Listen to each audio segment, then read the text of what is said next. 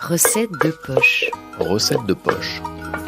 T'apprends, tu goûtes et tu régales tout le monde. Recette de poche.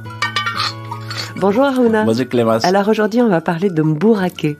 Oui, le mbouraké, c'est une forme de goûter qu'on retrouve au Sénégal et dans la sous-région. On emploie beaucoup le terme lakakhalé, c'est un goûter pour les enfants. C'est à base de pain rassis, vu que les grands-mères ils veulent pas voir le pain traîner dans la maison. Ils veulent pas aussi qu'on le jette, vu que c'est un aliment considéré sacré dans ces pays-là. Ils ont réussi à inventer le mbouraké. C'est un souvenir d'enfance pour vous? Oui, pour moi, c'est un souvenir d'enfance. On retrouve beaucoup dans les écoles, collèges, lycées ou autres, mais moi, j'ai pas eu la chance d'aller dans ces établissements. Mais je sais, quand je partais au Mali pour faire mes études coraniques, ma grand-mère me faisait ça pour une forme de cadeau et que je me rappelle d'elle aussi, et de rappeler surtout le pain, c'est un aliment sacré. De quoi est-ce qu'on a besoin pour faire un mbouraké? Pour faire le mbouraké, c'est hyper simple.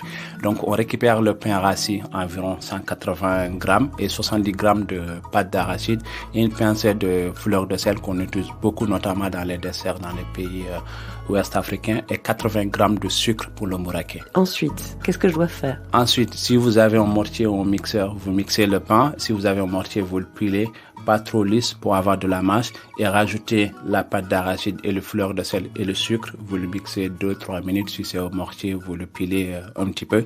Vous réservez ça au frais. Par contre, il faut faire un accompagnement pour que ça soit un dessert qu'on peut trouver dans une table de restaurant ou dans une table d'invités. Alors, quel accompagnement on va faire? Alors, pour l'accompagnement, on va faire une compote de fruits selon vos goûts et la saisonnalité des produits.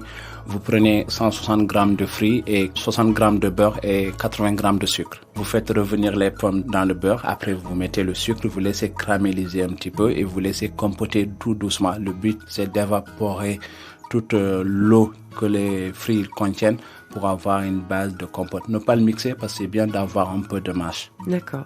Donc, j'ai mon mbouraké d'un côté qui attend au frais, ma compote, et pour faire un joli dressage. Une jolie assiette, c'est simple, il faut juste prendre une assiette, mettre les compotes de pommes et saupoudrer le mbouraké au-dessus. Et si vous voulez aller plus loin, de torréfier un pot de coco, il suffit juste de prendre une poêle sans matière grasse, de revenir le coco, ça va très vite. Et donc, dès que ça commence à brunir, retirez la poêle et saupoudrez votre assiette. Votre grand-mère, elle vous le donnait comment, votre mbouraké? Pour le transporter, elle le mettait dans les boules et comme ça, je peux le garder pendant un mois dans mon sac. Elle en faisait une boule, en fait, ouais, une boule de mbouraké. Ouais, des petites boules de mbouraké. Merci Aruna. T'apprends, tu goûtes et tu régales tout le monde.